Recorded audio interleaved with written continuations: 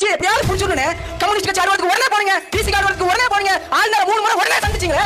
ஒரு முறையாவது நீங்க தானே மாநிலத்துக்கு முதலமைச்சர், நீங்க தானே பொறுப்பேற்கணும். செத்து போன அந்த குழந்தை விஜய் மாமாக்கு ஓட்டு போடுங்க நான் பெற்றோர்கிட்ட சொல்லிருக்கோம், சொல்லிருக்காரா? சொல்லிருக்கும்ல. அப்ப என்ன பண்ணிருக்கணும்? நீ வந்திருக்கணும், நீ வந்து ஆதரவு சொல்லிருக்கணும். ஆனா என்ன பண்ற? அலைபேசியில் அழைச்சு ஆதரவு. அது எப்போ? 48 மணி நேரத்துக்கு அப்புறம் உடனே ஓட தெரியுது ஆளுநர் மாளிகைக்கு, உடனே கம்யூனிஸ்ட் அலுவலகத்துக்கு போக தெரியுது, பிச்சை அடிக்க தெரியுது.